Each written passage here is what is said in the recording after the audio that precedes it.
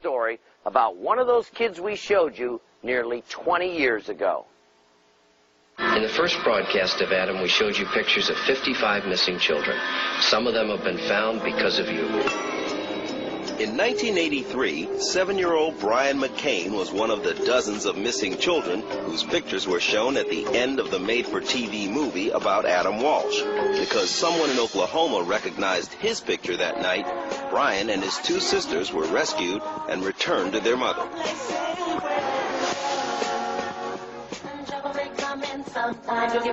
That was 19 years ago.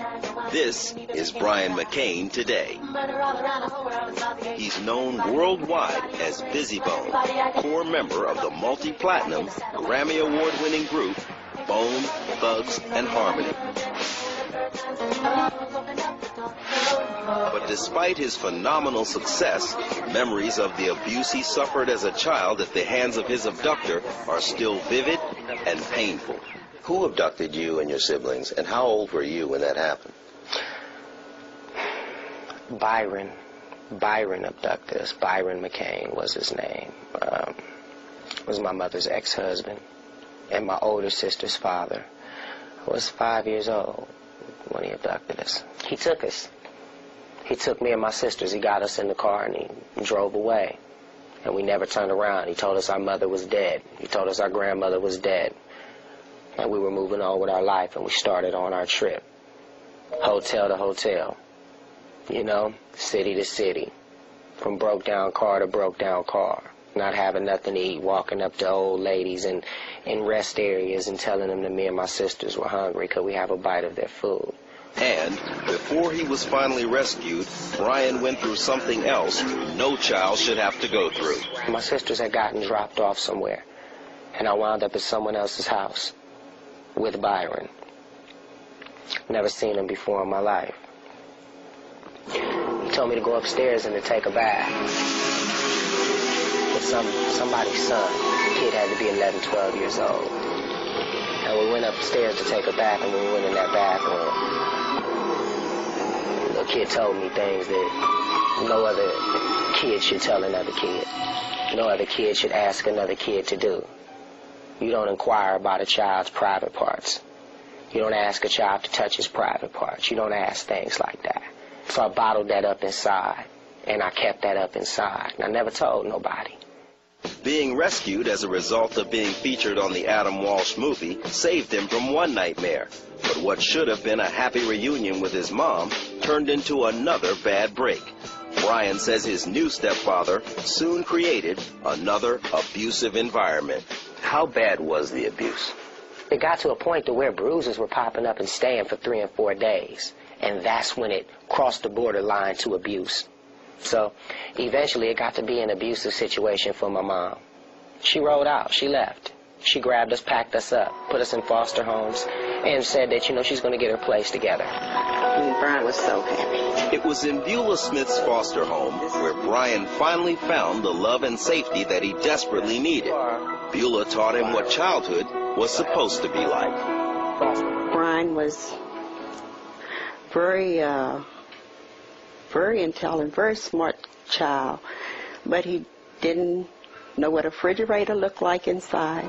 He didn't know what a telephone was at the age of 7. He had never used a telephone. Beulah gave him everything he needed, even his first Christmas presents. But as much as Brian loved her, when he was 13, he chose to go live with relatives in this rough Cleveland neighborhood. I went to Cleveland to be with my sisters to have some sense of family, as I missed them. Where we lived became a dope house, and I immediately learned the trade of selling dope. But dealing drugs was another life Brian hated. A lot of people started dying in our neighborhood. We had a street called 99th. It was off 99th in St. Clair. I didn't want to be in that situation. I didn't want to keep seeing these drug addicts crawling on the floor, smoking and snorting rat poison, thinking that it's dope. Having to call the ambulance and the paramedics. I didn't want to be there anymore. I didn't want to do that anymore because I seen that I was selling poison to people, and I understood that. Once again, Brian McCain needed to be rescued, and once again he was. But this time it wasn't a TV movie or a foster parent that came to his aid. This time, his savior was music. When he was 15, Brian met 3 kids who went by the nicknames Lazy Bone, Crazy Bone, and Wishbone. They all shared a love of rapping, writing, and singing. Brian took the name Bizzy Bone. Together, they became brothers in song and in life as the mega rap group Bone, Thugs, and Harmony. In 1997, they exploded to the top of the music world. Today, despite fame and fortune, Bizzy hasn't forgotten the bitter lessons he learned as an abused child. He spends a lot of his spare time reaching out to other abused kids. And he wants every at-risk child to know that there can be light at the end of the dark tunnel of child abuse. And you gotta let it go. You gotta let it go. Let it go, or it's gonna torment you for the rest of your life. Tell that demon to leave. That's why I'm here. And Bizzy Bone believes there's another reason he's here today. Because John Walsh showed his picture to America and rescued little Brian McCain back in 1983. Who knows what would have happened to me, and who knows where I would have been. And it's time somebody thanked him. You know, it's time that somebody thanked him. He's helping everyone else. And, you know, he's doing so many things for other people. It's time somebody came and they thanked him from the bottom of their hearts.